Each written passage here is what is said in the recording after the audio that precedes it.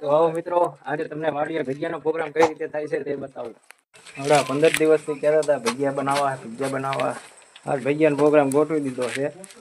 થોડી વારમાં સુધારવાનું કામ ચાલુ થઈ જશે. મિત્રો, સુધારવાનું કામકાજ ચાલુ થઈ ગયું છે. કેટલા દિવસથી પ્રોગ્રામ કરવો. વરસાદ વહી ગયો પણ પ્રોગ્રામ નહીં થયો. હરમાનભાઈ ચમ લાગતું હતું પ્રોગ્રામ નથી થતો? જીવડા દેવા દો, તમે ભજીયાનું કરો. હે એનકા ચમ થતું ભજીયા નહોતું બનતા? ઘરે ખાધા તે વાર ઘરે પૂછતો તો તોય ના પાડતો. તમારા કાન ભજન થયું ઘરે બન્યા થઈ એક વાર તમારા ભોલા મારા ઘરે એકવાર જોઈ ગયો તો આપણને ધજાગરા ત્યાં કર્યા, મને ખબર મને ખાવાનું ન હે પિન્ટુભાઈ ચમ થયું? મોડું થોડુંક થઈ ગયું. આપણે 2-3 વાર ખાઈ લીધા હે. પછી ચમ બનશે આ ભજીયા? ચમ લાગે ચમ બનશે? ચમ લાગે તો તીર નગર જય રામા વીર. સામાન ભજીયાનો સામાન સુધારીને કમ્પ્લીટ થઈ ગયો છે. હવે આપણે રબડું બનાવવાનું છે. જો આખા મરચાના ભજીયા છે, મેથીના ભજીયા બનાવવાના છે. તો ચાલો આપણે રબડું બનાવીએ. બેન કહી દે તો ભજીયા ખાવાનું. જો મેથી ધોતાય ના આવડતું, હરામ બરો.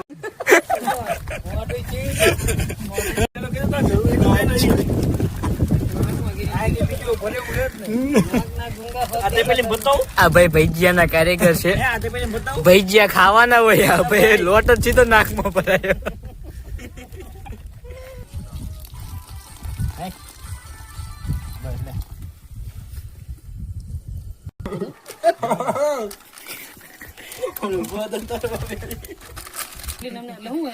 આખું હાથ ન બગડે.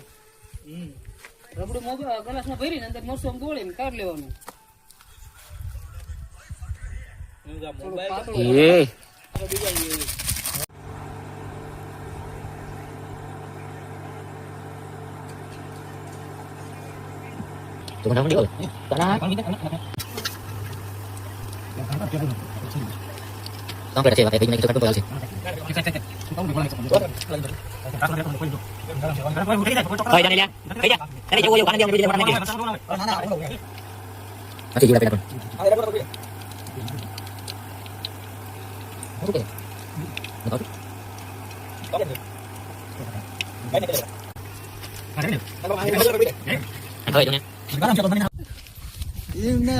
જોવા દો અરમાન ને બતાડો જોવા